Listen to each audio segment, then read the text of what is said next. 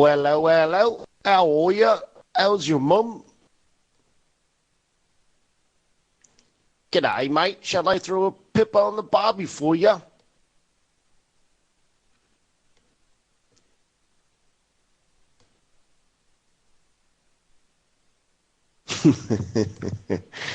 Good morning, or good afternoon, or perhaps even good evening, admin. Thank you for administrating. Wow, I'm so out of rest, man. What? Lots of trading these days, huh? I am half asleep, so thanks for being a good moderator, is what I'm trying to say. Administering this event. And good morning to everybody else. So happy day, FX Street. How are you doing?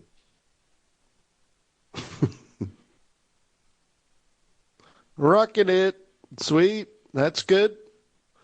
Well, today we're doing a weekly webinar focused on technical and fundamental analysis. We have a really simple goal, and that's to make 1,000 pips, an extra 1,000 pips. So how are you doing that? Oh yeah, the Forex Best Award. Yes, would you be so kind and place a vote on my behalf, and then also share feedback for all the other wonderful speakers at FX Street?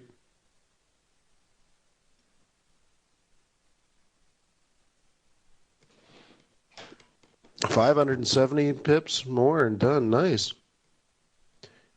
You already voted for me. I appreciate that. I really do, honestly. I don't get too much feedback. That's a good one to see, especially at bragging rights, to say, ha ha, I'm the best speaker.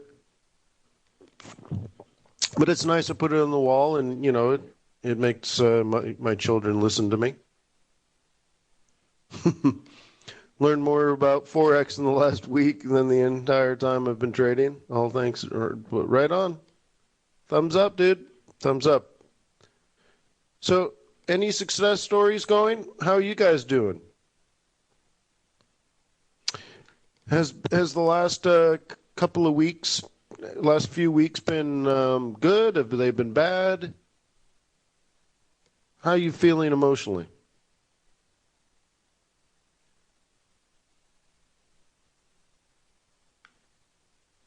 Confident?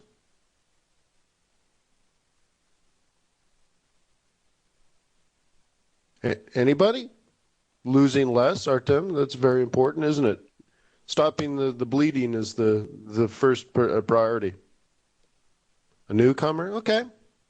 Well, we've been working for quite some time on various things. One of the themes that you've heard from me from most of last year was this idea of planning. Okay? Planning ahead of time.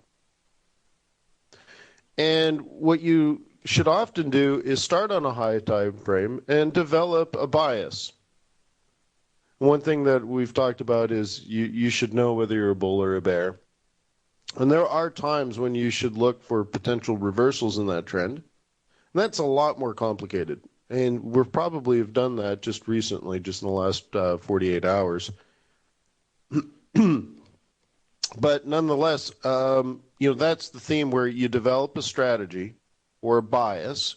You could use fundamental or technical analysis, and I'm happy to talk about all of this stuff today. And once you have a bias, then use technical analysis to trade in that direction. So if you're a bear, ideally you sell high. You don't sell low. We know that, right? That's common sense. You don't sell low. Buy low, sell high. But it's funny how many people don't do that, right? So without further ado, I propose we jump in and do some technical analysis. And if you have questions about fundamentals, there's so much going on, I don't know what to talk about. Doesn't mean I don't have thoughts on it. Doesn't mean I haven't done research.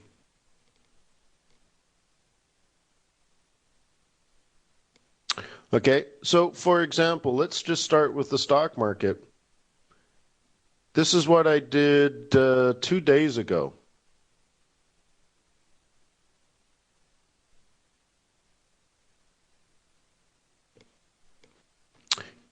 Okay, these gray boxes, these gray lines, are levels of support or resistance. And if you back out, you'll see these lines, this actual lower line here. I was helping people plan back in September and October. Yeah, September and October of last year. There was two areas that were of concern for me. This first area, which was a potential dip and slingshot north. And then there was this Alamo. Okay, this is the Alamo, right? The end of the earth here. And I say that because if I back out even farther, where's the next level of support? It's like way down here. This 1,500 or 1,600 on the S&P 500. Holy smokes! Holy smokes! That'd be bad, wouldn't it?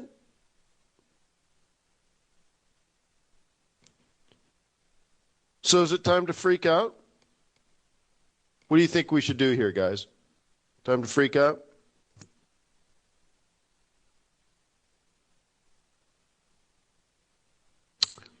Actually, I think the smart money would buy here because more people make money when the stock market goes up than down. And like, let's say I think it's more like 9.5 people make money on the way up and only 0.5% make money on the way down. So this is a great place if you were rebalancing your portfolio, a great place to do it. Also, when we met in December, you did hear from me that the Japanese yen is very likely to get strong in the first couple of weeks of January. Is that right? I mean, total fact, right?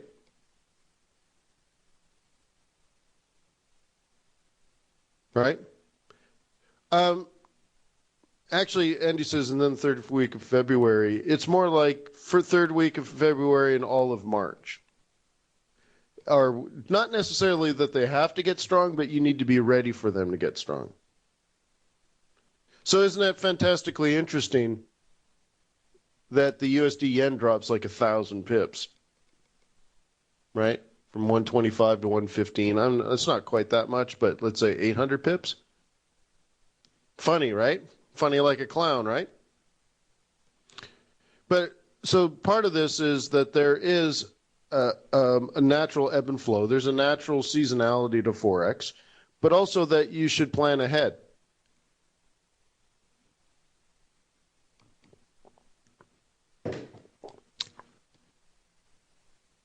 Right?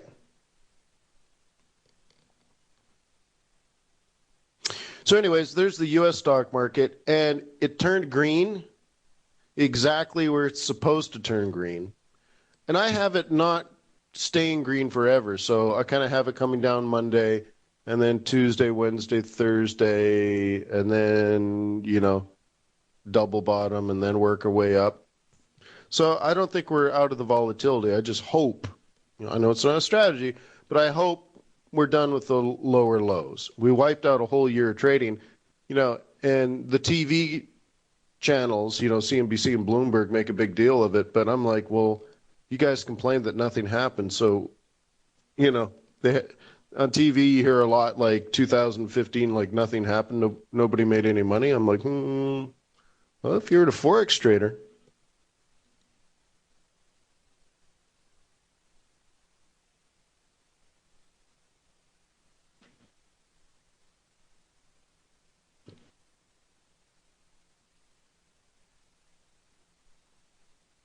you know what I mean? If you're a Forex trader, you can make money. But so who cares if they feel like they didn't make money in the equity market in 2015? Who cares that we lost it all? It was nothing anyways. So anyways, key area for a reversal, and it might be reversing. Okay,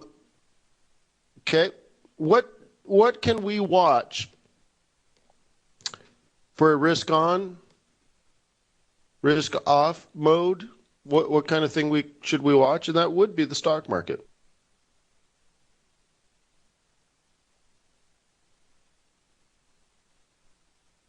Oh, because the actual price action support is way down near 618. And also just experience that the stock market tends to pay attention to 50% retracements. And nobody gives two hoots about a 382.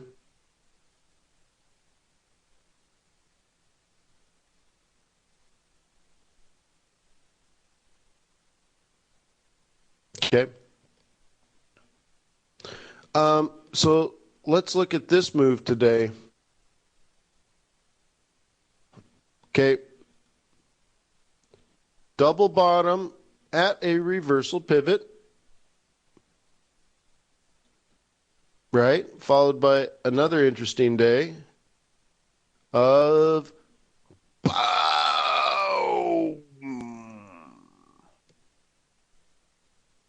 How much did the Nikkei move today?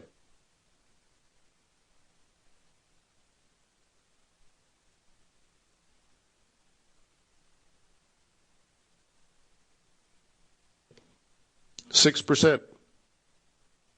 6% off a double bottom off a reversal pivot point.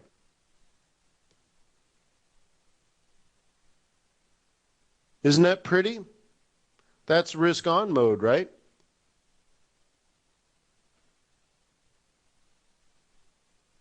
But you notice it's not just a reversal, it's a reversal pattern at the reversal pivot points for the week. So let me ask you something. If the S&P 500 flipped at weekly pivots and the Nikkei flipped at reversal pivots, is the market logical or completely irrational, or freaking out? Is the market freaking out because it's the end of the world, or are they making logical, intelligent decisions?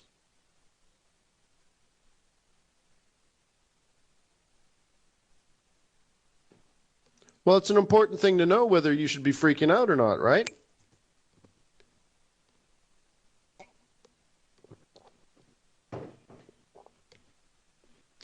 So one of the things that we talked about in November and December was this idea that the Fed was going to change their policy. If you remember, at one point, they hadn't changed their policy. They changed it the third week of December, right?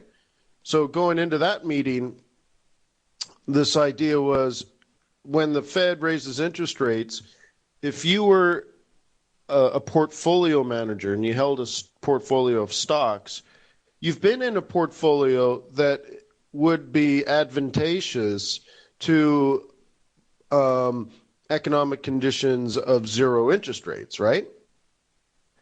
And if the Fed is going to move to normalize interest rates, that means they're going to raise interest rates, not just once, but a series of interest rates over time, leading to something closer to 2 or 3% interest rates, right? Not tightening, but normalizing. But to normalizing, you need to tighten. But interest rates going up in a series, right? A new trend. And I said, well, if you've been in a portfolio that you've built over the last 5 years based on zero interest rates, and you see it coming, it's so obvious, right? Plain as day, the Fed's going to raise interest rates and they're going to continue raising interest rates. Then shouldn't you start to build a portfolio of stocks that would benefit from conditions in the economy where interest rates are rising? I mean, the construction of your portfolio needs to change, right? So what does that mean? You're going to sell some of your stock, and then you need to buy new stock. So you got to go to cash, right? Get cash out, right? You got to get out of not your entire portfolio, but let's say some of your portfolio for sure. So you sell those stocks, stock market falls if everyone's doing that. But now you have cash, but you don't get paid to hold cash, right? You're not a money market mutual fund. So now suddenly you need to buy some new stock. For example, what if you've wanted to buy Apple stock for the last 2 or 3 years, but it was always too expensive and your portfolio was already basically full? What do? Well, if you want to buy Apple, there's two things. One, you're going to have to cash out of something that you've already purchased. So you're going to have to sell something in your portfolio to make room for the new stock from Apple. But two, you kind of want to do that when Apple's declined a bit so that you get a better price. Because remember, yield, right? The way that you calculate yield, to me, the most important part of the calculation is price. Price determines yield, right? A yield is a function of price. So you gotta buy it at a 10% discount and hold it for a long time to get a better return, right? So anyways, I think we might be in that kind of process. And this is what we talked about in December. Here it is, the end of January. The whole world's freaking out. The stock market's falling. The stock market's falling. Well, maybe it's not that big of a deal, right? I mean, sure, it's scary, but how about this? I'll say it in English this time. Are market participants logical or irrational? And I see things like these two major stock markets are being purchased at exactly where you should buy them if you were smart money. Right? Yeah, Bloomberg and CNBC, oh, it's the end of the world. What about China? What about China? It doesn't even have a functioning stock market. That's why it's so volatile and crashing, because it's not a real stock market.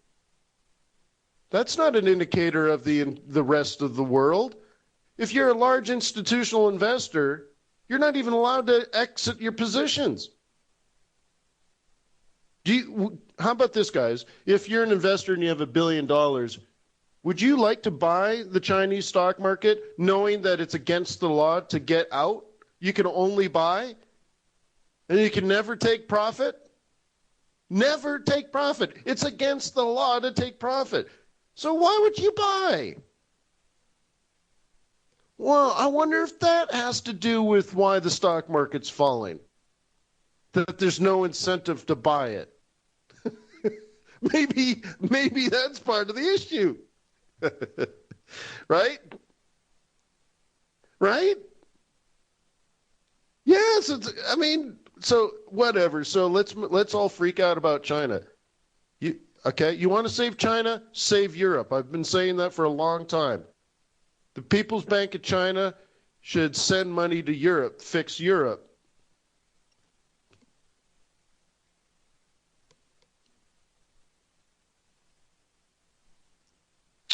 Really? George Soros is selling the S&P 500.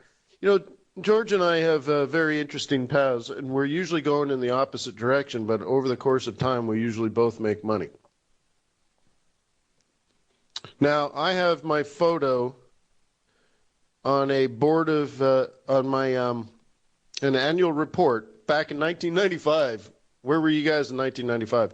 1995, had my photograph taken and put in the annual report of a nonprofit organization in New York City.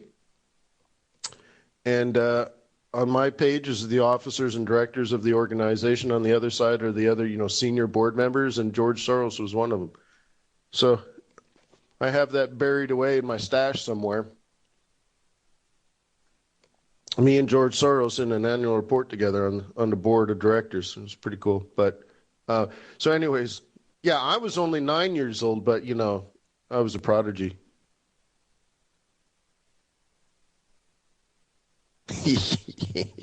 Yeah. I was only 3.5. Yeah. No, I must have been 1995. I don't know. What am I, 20? No. I'm born in, how old am I now? I'm 42. I'm not 1973, 83, 93. So I was 21 or 22. I think it was the February meeting, so I'm 21 years old. There you go.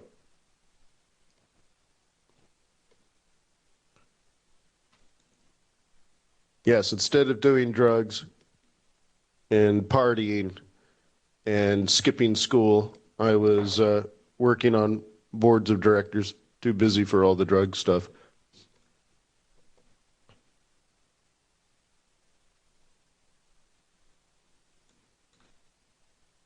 All right. So, anyways, that's the S&P. No, that's the Nikkei, right? How about the FTSE?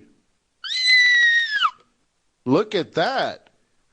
Isn't that interesting? So the S&P 500, the Nikkei, and now the FTSE, the Financial Times Stock Exchange Index out of London. Those three stock markets flipped on reversal pivot points, and now they're rallying. Should this be a good thing for us, guys, do you think?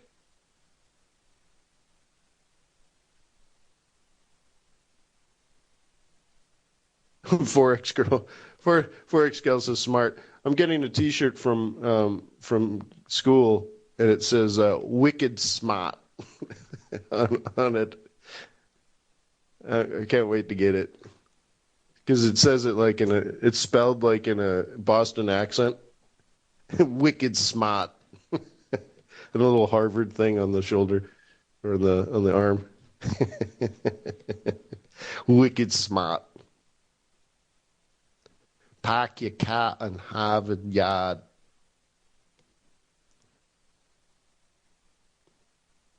So anyways, I'm trying to show you that even though, let's say, the guys on TV are freaking out, I look at a lot of these things and I see money. I see logic. I see intelligence. I see coordination. I mean, they flipped at the same time. Right?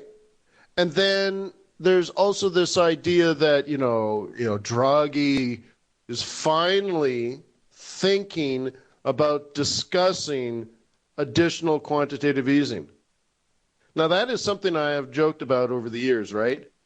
That with Europeans in general, sorry, Europeans, but especially Europeans in power, they're like slow as molasses on a cold Georgia morning, right? They're like an Arctic turtle. You know turtles are slow, but have you ever put a turtle in the snow and watched it run? It's pretty slow. But can you imagine? Can you imagine that Draghi's big announcement was that they were going to discuss maybe adjusting their policy at the next meeting? Well, if you're going to discussing, why wouldn't you just discuss it? Well, I don't know. We got our, inflation's up to negative 0.1. We're almost to zero. So I would say, excuse me, right, Monetary Policy Committee. Are we discussing on the next agenda? Because I'm confused. Can't we just discuss it now? It's easy. You just buy some more bonds. I mean, we could do it here. Oh, whoa. Slow it down, cowboy. Slow it down. No. You got the money. You got the mandate. The economy's in the toilet. I mean, just go out and buy some more bonds. Well, we have to discuss the type and duration. Remember how you got all upset? I am not here to talk about the type and duration. Did you guys catch that in the meeting yesterday, the ECB?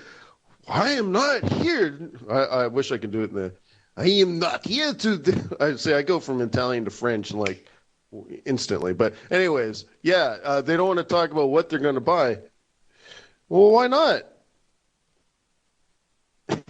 So anyways, yeah.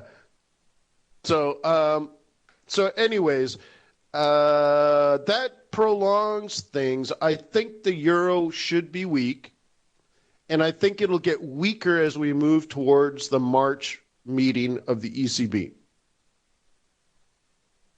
Does that make sense?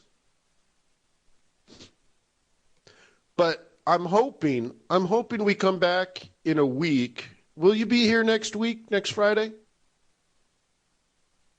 Do you want to get together next week? I'm hoping next week I'm hoping next week we look at this, and it's generally speaking green candles. I think we're going to have some up and down, but I'm hoping that we don't have a lower low, and really that this could be. I'm not ready to say the bottom for the entire year, but I hope it is, because like I was showing you before in the S&P 500, I don't really have another level of support. So here's what I think will likely happen. I think we generally move sideways.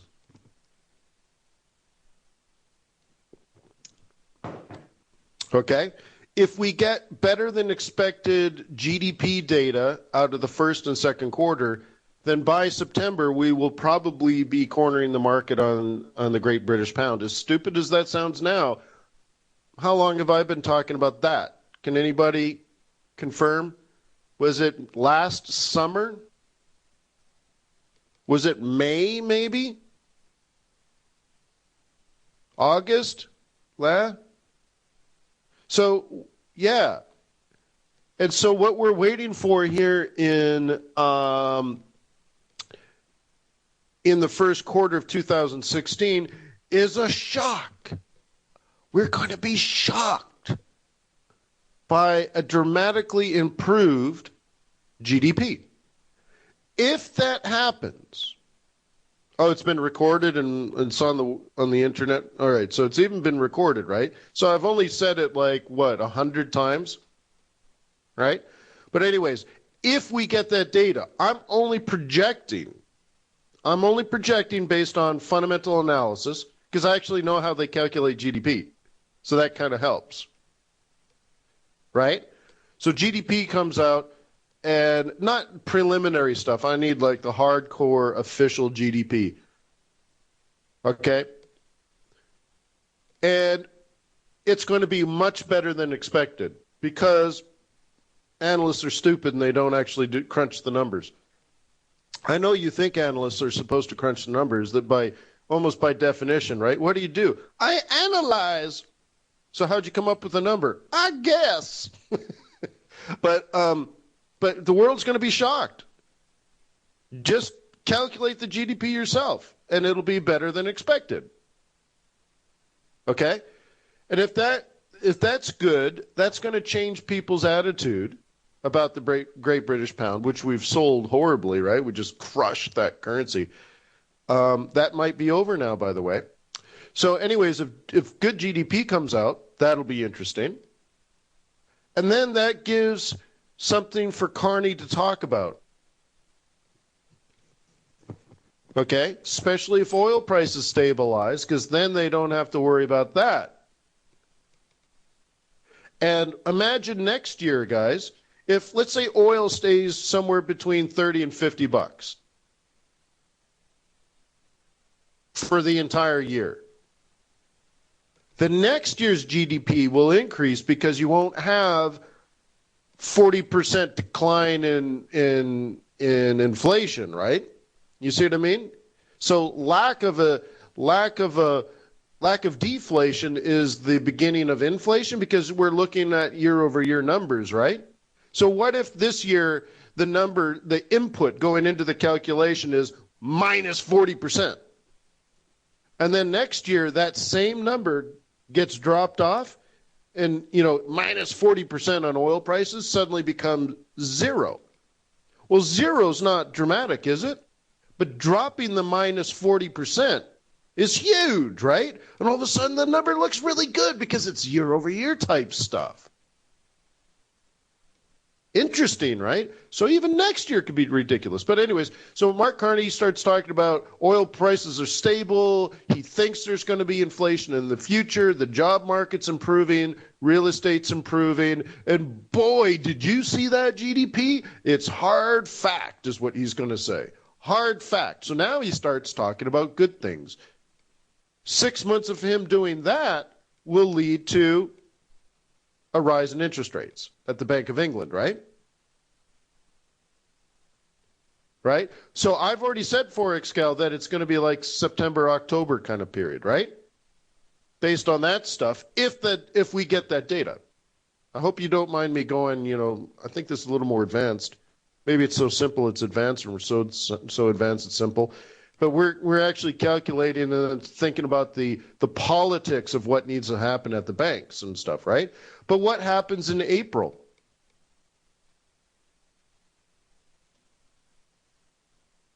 What happens in April, huh? I don't care about the Fed. Who cares about the Fed? IMF. Ha ha! World Economic Outlook for 2016 comes out. Wink, wink, nudge, nudge. Wouldn't that be interesting if we had a surprisingly good GDP? Do you think that'll influence the IMF? Well, let me tell you something. The IMF uses a very unique economic modeling system. Isn't that funny? Did you know that? They use a different modeling system than central banks do. And when they use a hybrid of backward-looking data crunching, which most like central banks do, but then they also use a methodology of forward-looking, right?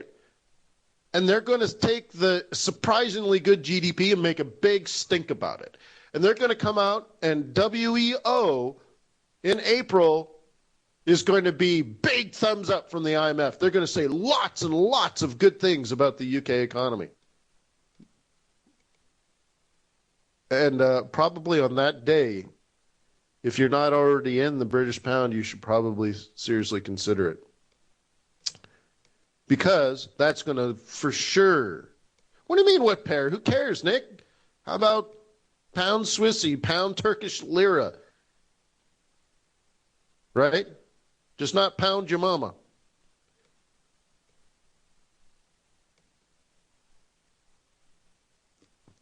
Everything and anything but pound your mama. Okay?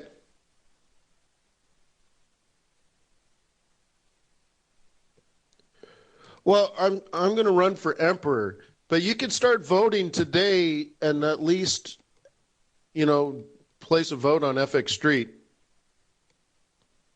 Would you guys do that? I mean, let me ask you something.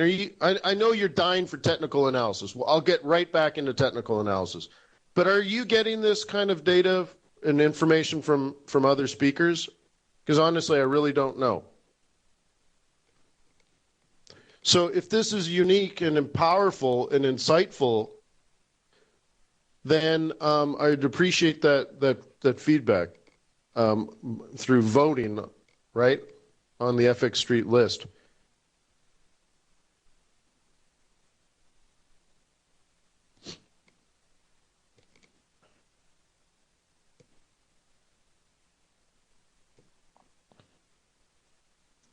No, there's a link. Let me get the link again for you.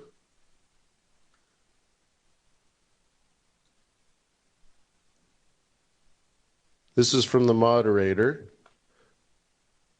Let's see. Here we go. Okay. Would you do that for me? I mean, I'm not asking you for money, am I?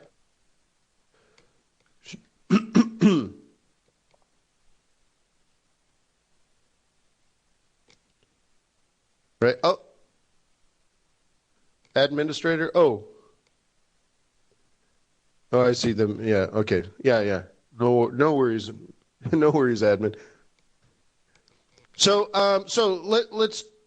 let's do some technical analysis and stuff.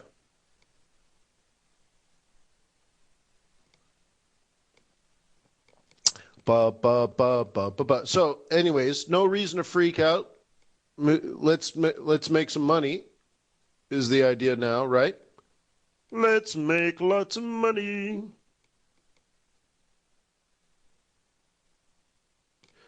All right. So I traded the ECB event yesterday. How about you? And the trade that I made, you can see I'm still on it, is this is daily, right? So let's go into hourly. And I told everybody too that if you were hanging with me during that event, you can see I'm short right here. My actual line in the sand was the 618, which was a little higher. It wasn't this chart, so I don't know what that 1382 was, obviously. I don't know, that's just some old nonsense. Hang on. Let's do it this way. Wow, my mind is so slow. Indicator, object list. There you go. Wow. It's a long week, huh? My mind is so slow. I'm like, what was I just doing there? Oh, yeah, delete the fibs. It's just funny, huh? I forgot what I was doing 1 second ago. Let me go back to objects. Thank you. Oh, hey, speaking about asking for money, let me ask you for money. Hey, there's a couple of people interested in doing like a trading event, like a live trading event where I sit down with a laptop and like 6 or 7 or 8 people around a table. They have their laptops and we spend a whole day trading together. One person wants to do it in Dubai.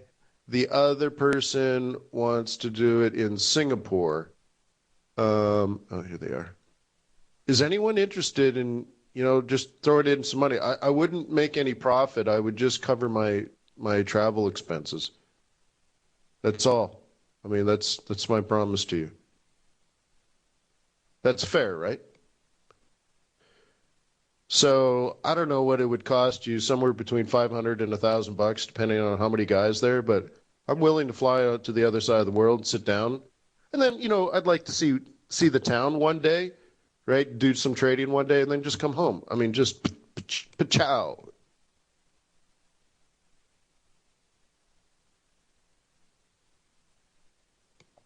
So if you're in those places or want to go somewhere and just want to chip in,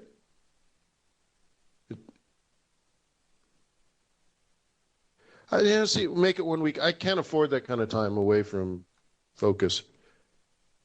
So let me know, Wayne at fxbootcamp.com, if you really, maybe a couple of people, a crew, because I've done it tons of times. I just haven't done it in many years.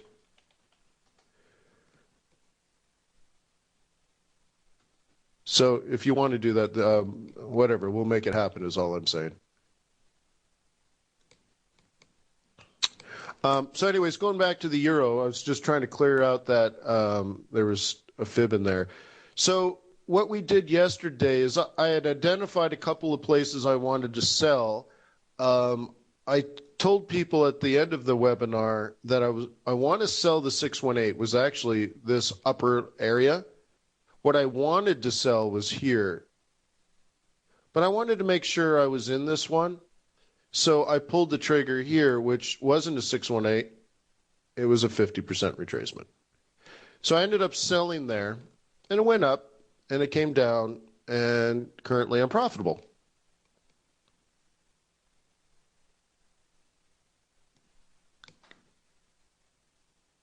Hong Kong, I'm totally into Hong Kong, man. Hong Kong or Singapore. But see, there's already 1 or 2 people in Singapore I'd like to meet up with.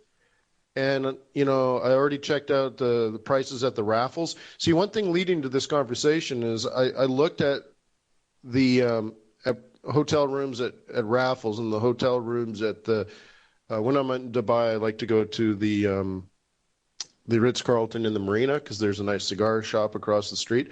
And there's some nice shopping and restaurants right there. It's a pretty cool place, the Marina. So anyways, hotel prices are down like 70%. 70%. So I'm like, dude, let's meet up. I mean, right? Let's meet up. I mean, it's a good time. If prices are that low, then let's get together. Let's have some fun. Let's do some trading. That's all. That was the thought process. Same thing with raffles. $1,000 room is now, the cheap suite's $250 or something, but it used to be like 1,250. So I'm like, let's get together. It's cheaper for you, kind of thing. Even airlines seem to be pretty cheap right now. So strong U.S. dollar, low oil prices, slow economy. Great time to get together and do some trading, guys.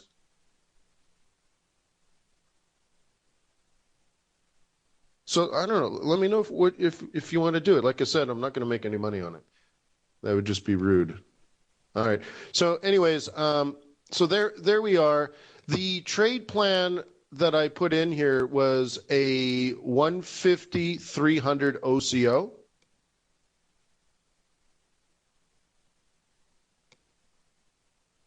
Okay. And that's exactly what I said I was going to do yesterday. I just want to show that if you're hanging with me, I actually did it. So the stop is above the highest high. The target is just simply down. And, if this closes low on Friday, this afternoon, I'll jam my stop. Okay. Oh, yeah. So maybe at the end of the day, Peter. But, I got a lot of things going, right? My stop's basically at 110 and I'm short at 108.50, right? So I'm up 50 pips already. I mean, it's $500. What am I going to do? Might as well let it run. Okay? Ahmed says Dubai. Ahmed, do you happen to be Anis or is this another person? Because there's one guy, there's one Anis I've known for many, many, many, many years. And he says he wants to get together in Dubai. So there's already one guy for sure.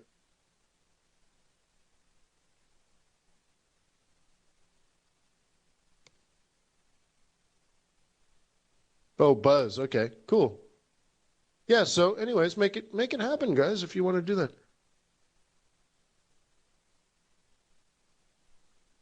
So,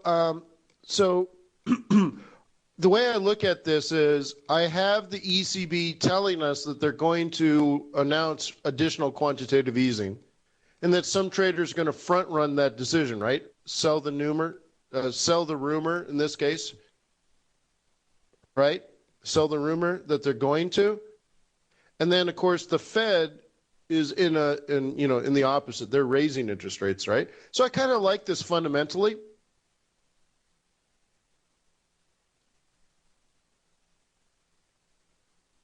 Okay. So I'm not eager to get out. I'm eager to let this run. Okay. So that's it. So it's working out as it should.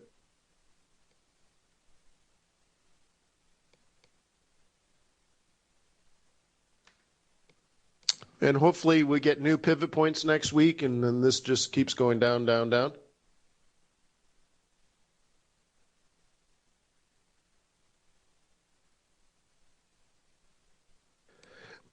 Gino wants to know, why did Euro USD make 100% retracement? To wipe out all the dumb money.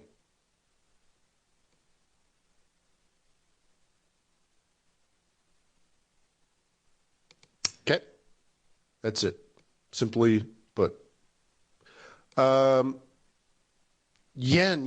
Yen's another great one. Wow, huh? So here we are down near 115, and now we're over 118. Holy smokes! Do you think this has something to do with the Nikkei?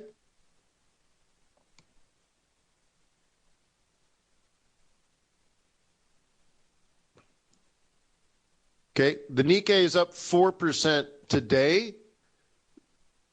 Green. This is just today, guys. Okay, what's another reason for this? The other reason is the European quantitative easing, what we may end up calling QE2 out of the ECB. And what I've been saying forever and ever and ever, you want to save China, you got to save Europe, right? So if Europe is going to increase, remember last time they met, they increased the duration, which nobody cares about.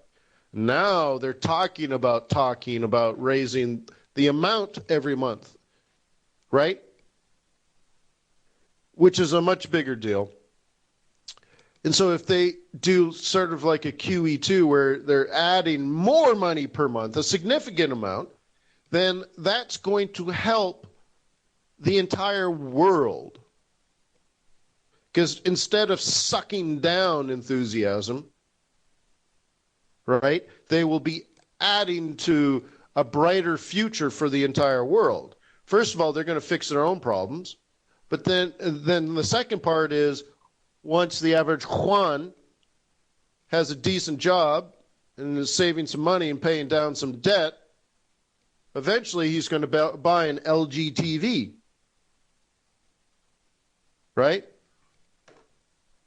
And put it on the wall of his apartment, right? And that's going to benefit Korea. So what they're doing is shorting the euro and buying Korean won, right?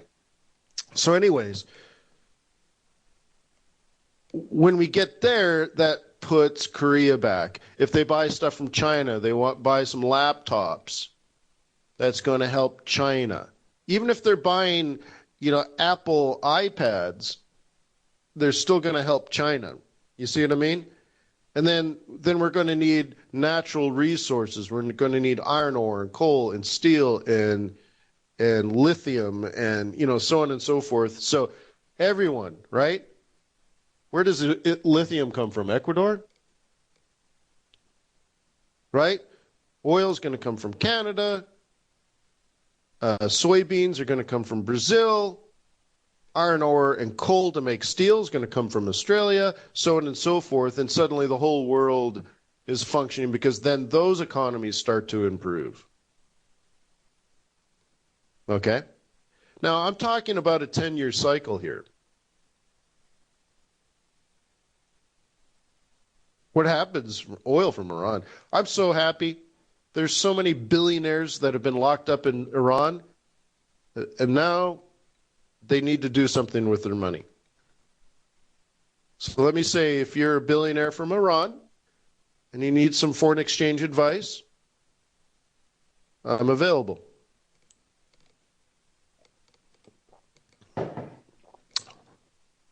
Minimum net worth is $1 billion. But if you have $1 billion, I'm willing to sit down and talk with you.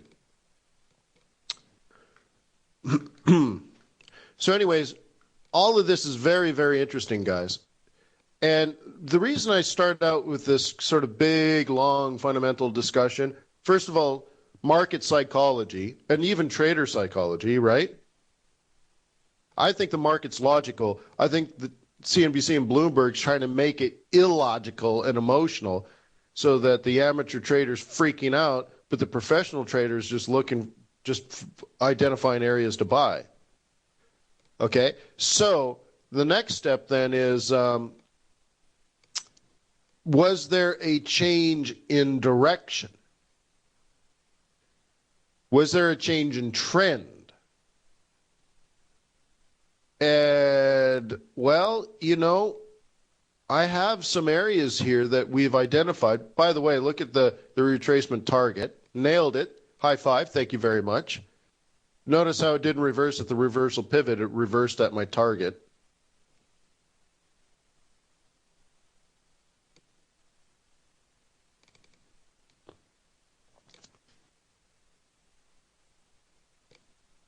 Okay.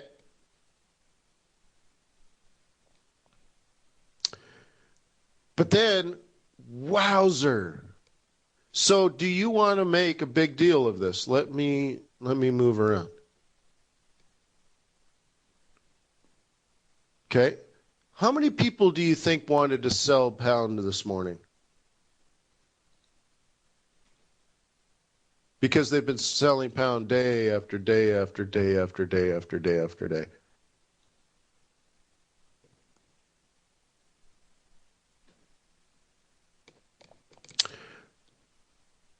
Okay. This bearish move might be over. Once again, it's because other things may be flipping. We might be going from a risk off back to a risk on mode. But also, it's something I talked about last May.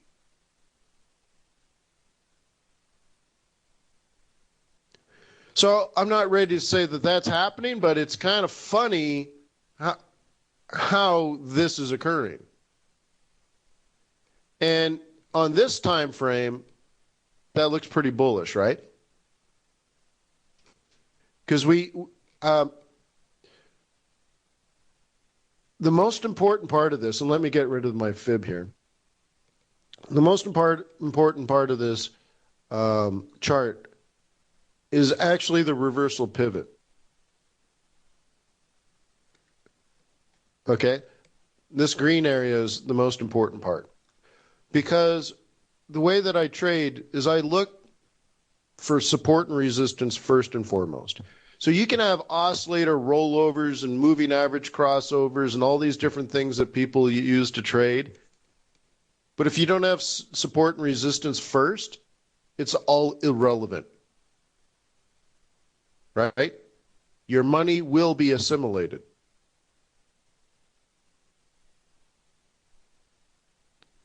Okay? So I see this and I'm like, this is where the market should reverse. And then it reverses. Holy smokes. So that's very important. But don't deviate from the long term, right? So now let's go back to the 4-hour. And this is the last hope for bears, guys. So I'm going to move this up. Okay, but it doesn't look like much hope, to be honest. You know, I'm even going to do that. Looking at this chart, what I think is likely to happen is we revert to the 200 EMA.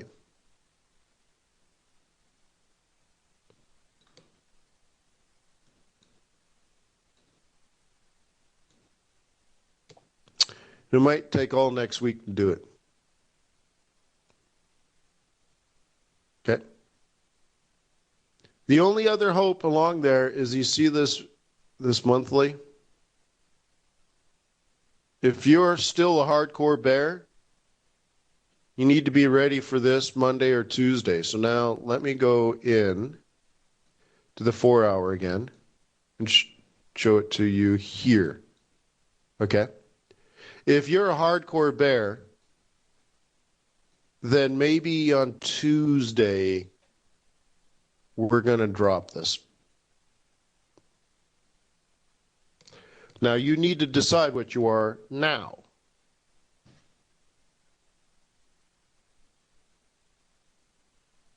Okay.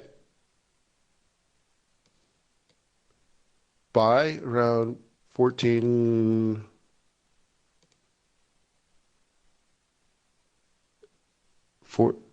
Where 14? What? 14. 142514. Oh yeah, down in here. That's the same thing that I have. All right, so you see it this way. To me, it's the same thing. I don't care. That's what you want? I'm fine with that.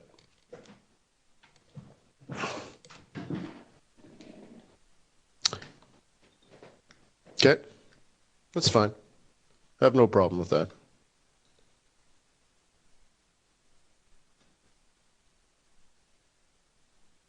I just think there's a chance you don't get it. That's all. But that's fine. I like the plan. That's all I care about is the plan. So do you guys see that, how I've used multiple time frames? So this move up here to the pivot cluster, it's only a pivot cluster now. On Monday, we're going to have new weeklies, right? And then you'll be at the daily 21, which would be dynamic resistance. Okay? And then we'll see. Next week's going to be very interesting for the technicals. So how about our friend CAD? Wasn't this week? There's a lot of money made on the going up. Okay. Notice that this may have something to do with all the other stuff going on in the world. Lots of things have changed pretty dramatically, huh?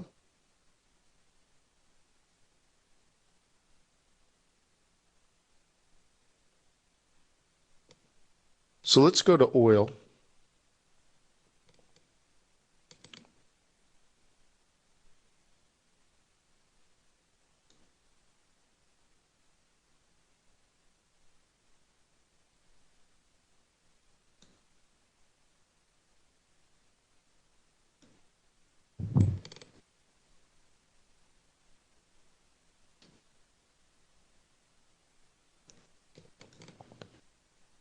Nice, huh?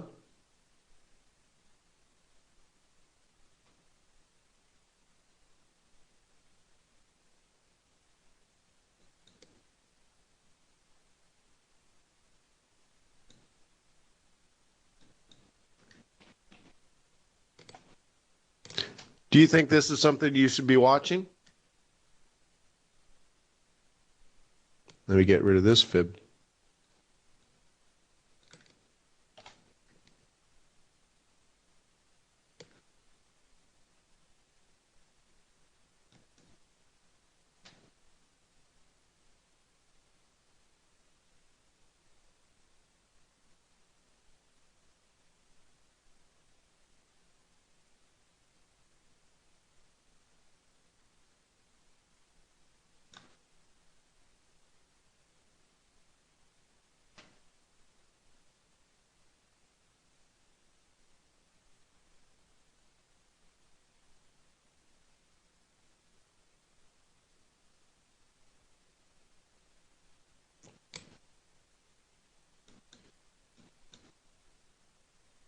Could be very, very, very interesting.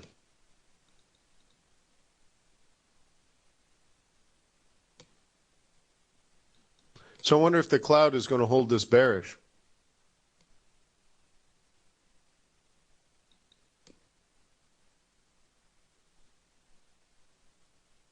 This is a 100-day moving average, not my 200 EMA.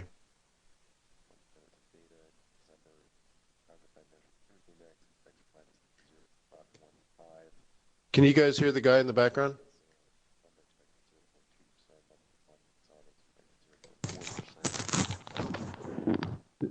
This is tradethenews.com. Adjusted month-over-month expected minus 0.4%, year-over-year expected plus 1.7%, core expected minus 0.3% and 2.0%.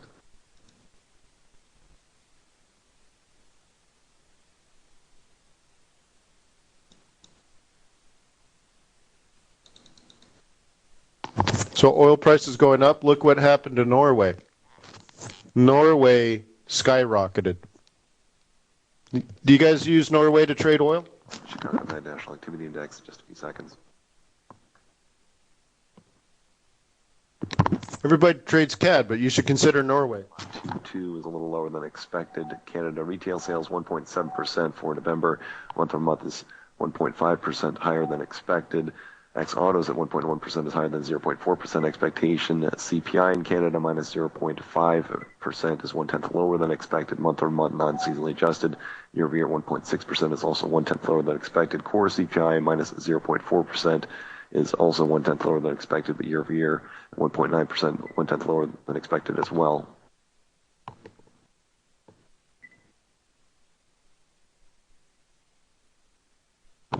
Yes, it would be connected to Brent, not WTI, correct.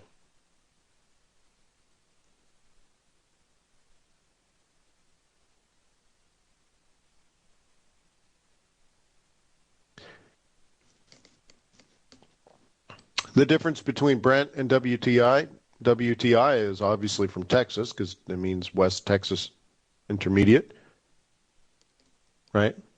Moderate sulfur.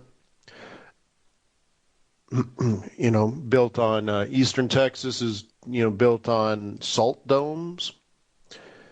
And then Brent is, coming out of the UK, the North Sea.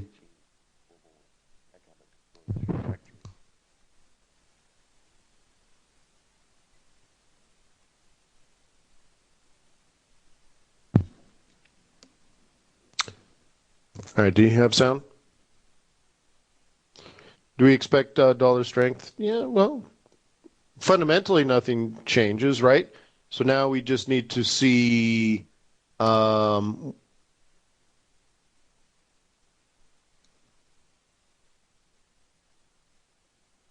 Fundamentally, we just need to see if things do change. But the central banking policy, divergences are going to stay the same, right? So do you guys like commodities? Do you follow them? When I first started trading back a million years ago, I subscribed to something like 27 magazines. Um, One thing that I did is I joined for like $100 a year, $200 a year. I got 6 magazines from a Canadian oil exploration and drilling guild. It was truly you had to be a member of the organization to get the magazine. So I filled out a form and told them I'm like the vice president of some drilling company. you know. So I became a member of their society, their secret society of oil drillers, and I'd get their magazine. I was a subscriber to like import export magazines, supply chain management magazines, just anything I could.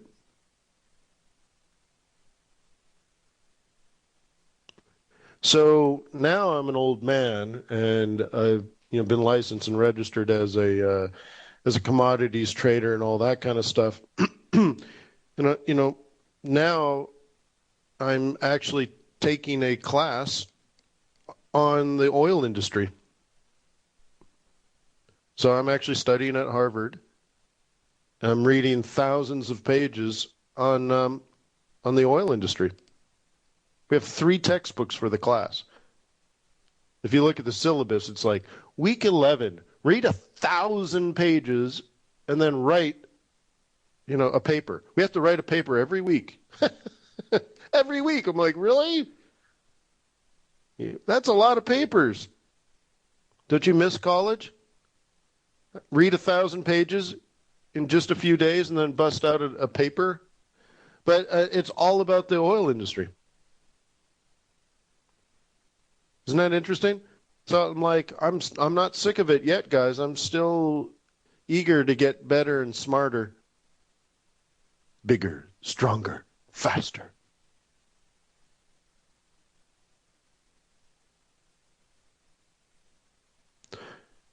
So I guess I should bring up another interesting friend of ours.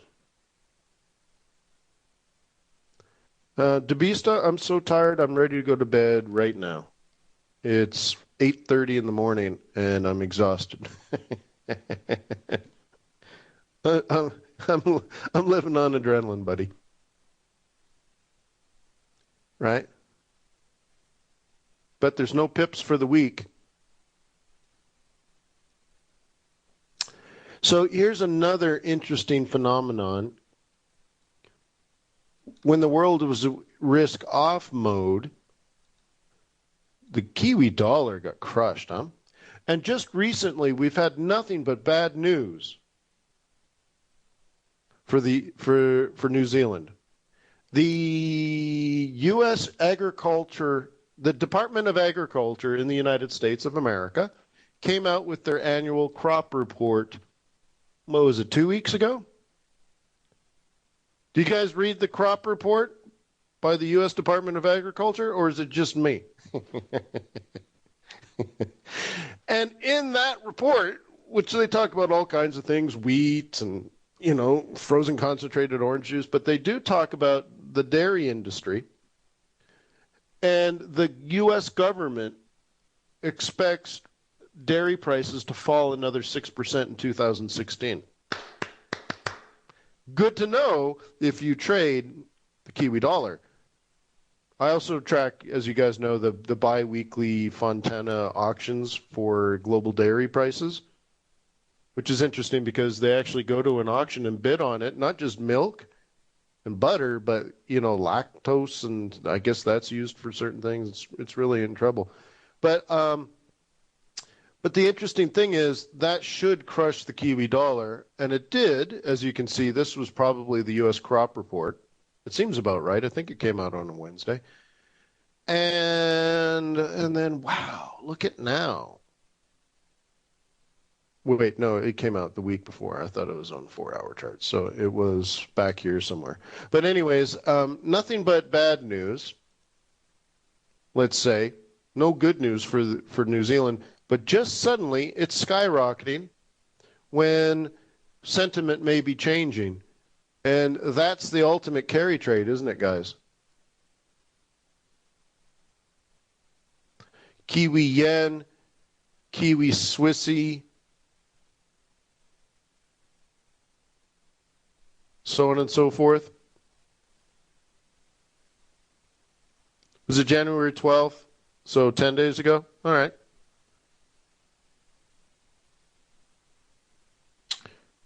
So isn't it interesting that that's stuff I pay attention to? Does that motivate you?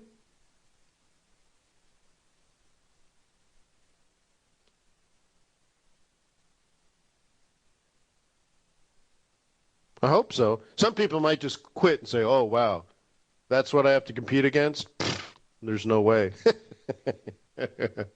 right? Like, I have to compete with that guy. I think I might as well quit.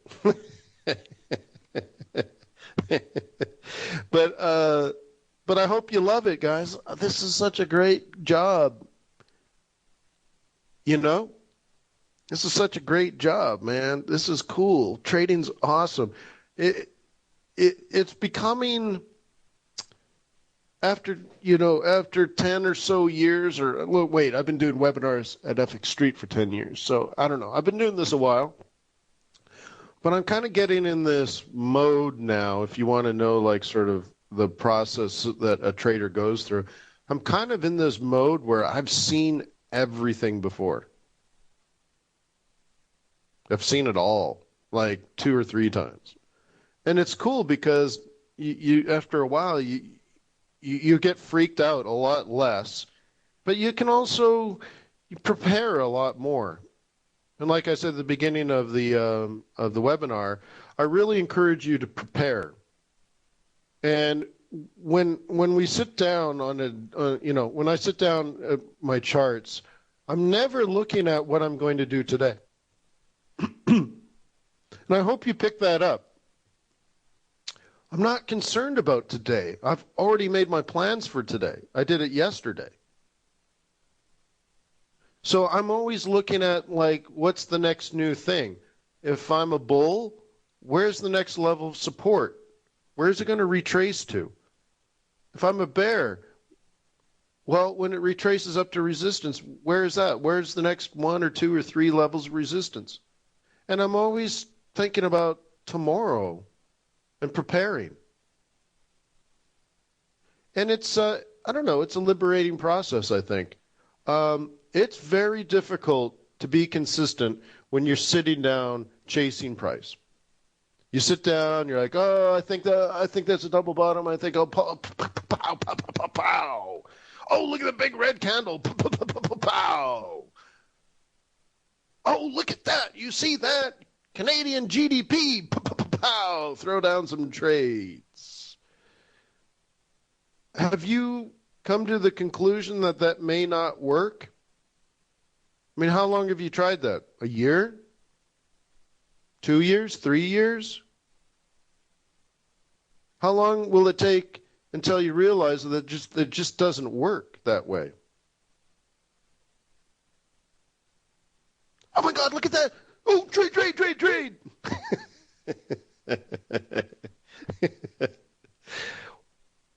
So I hope I encourage you to look at a bigger picture, be a little smarter, look at the reasons why money will move into an economy or move out of an economy, and where will it likely go if it does move. If money comes out of New Zealand, where is it going to go? If the stock markets rally globally, who's going to benefit? What currencies are going to weaken in a scenario of a global stock market rallies? These are all actually pretty simple questions. And then you're ready for it, right?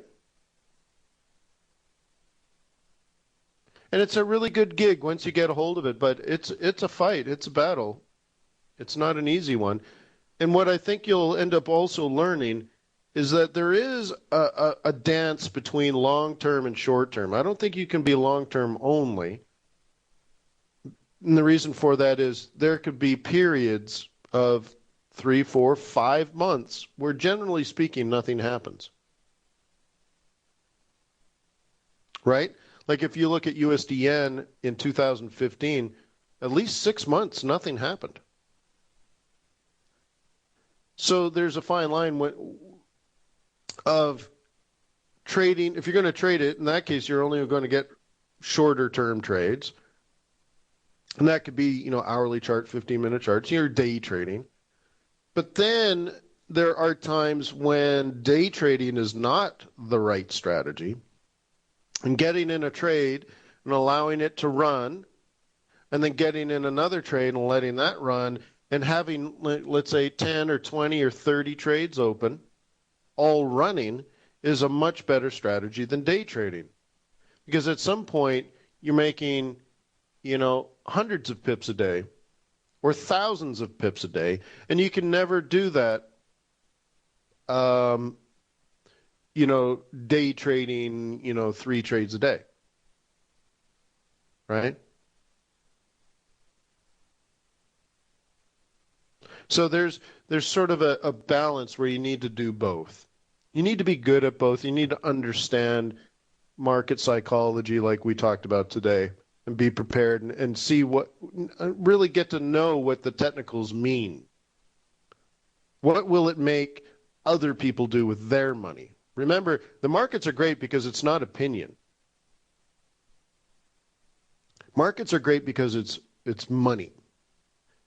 Money put into the market. Someone actually risked money based on their opinion. I really like that. And there's a lot of psychology to that. So, you have to sort of blend, just like you can't be all long-term or all short-term, there's a blend. But, the psychology of it is also very interesting. It's not all technical analysis, right? There's market sentiment going on there. There's market psychology, knowing when the market will want to turn is also an important part on the long run. And I think if you survive long enough as a trader, you'll get better with that over time because you'll just have more experience and you'll see things 2 or 3 times and you'll realize, oh, well, history may not repeat itself, but it certainly rhymes. And you'll say, I've been here before. I recognize this. I know what I want to do. So you better fall in love with it like I have. I hope you fall in love with Forex.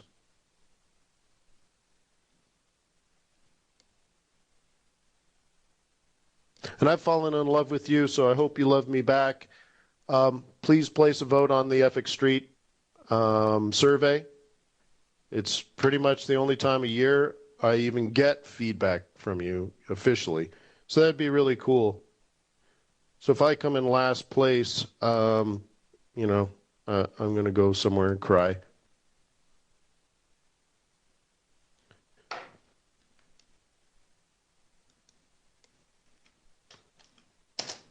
But again, if you could vote, I'd appreciate that. And it's also an opportunity for the other speakers to get feedback.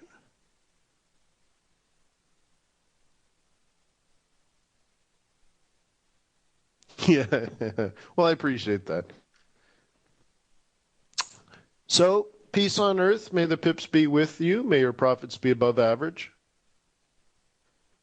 And I think next week's going to be supremely interesting. I'm already looking forward to next week because it's going to confirm whether these bounces were just bounces or reversals.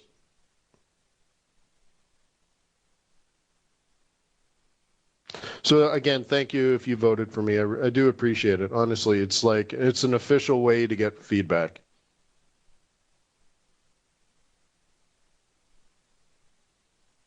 Right? It's not like there's $1 million bonus attached to it, right?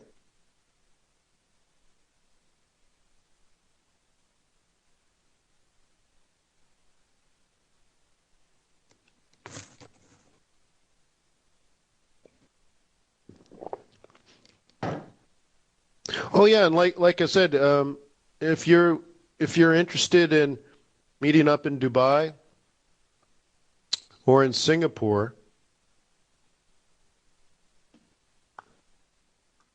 the vote button, you got to go here. This one.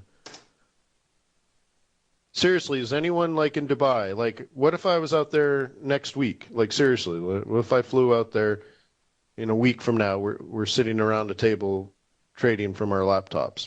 And anyone interested?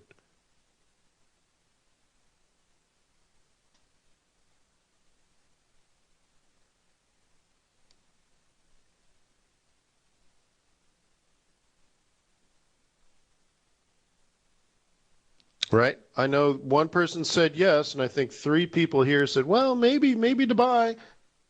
Well, then send me an email. Let me know because we might already have four people. And I think, I think we need 6 to 8 people, and it should be fairly cheap.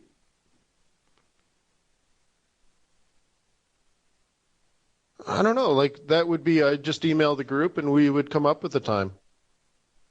I don't know. It's not like I'm not doing anything. I'd do it for you, and I'd like some. I don't mind 2 days away from home. We'll do some trading. I'll sit on the beach. I'll go to my favorite cigar bar, and then I'll go home. I mean, that's it. I've gone to Abu Dhabi for lunch. I'm that crazy.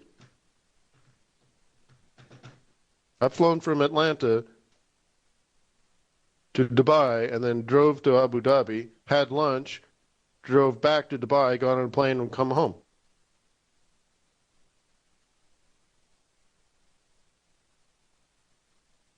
I'm that crazy. So, anyways, well, I'm not going to Europe until it's warm.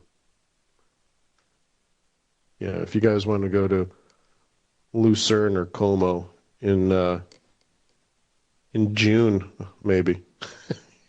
Actually, no, I'm in school in June. Yeah, South Africa's real warm. So, anyways, seriously, if you want to do something, let me know. I'll try to make it happen. I'll just lock my family in the basement for 3 days. So, peace on earth. May the pips be with you. May your profits be above average.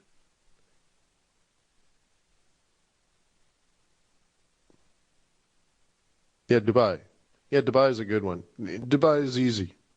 Although Delta has just cut their direct flight. So I'll be flying Air France, most likely.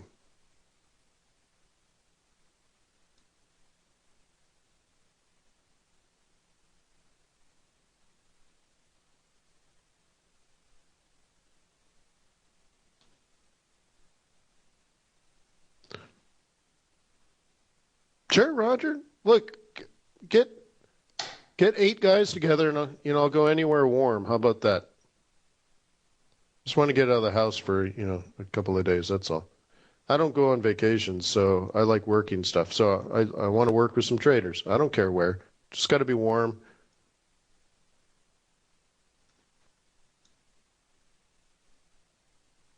Yeah, no, seriously. Airline tickets are cheap. Hotel rooms are cheap. So let's get together.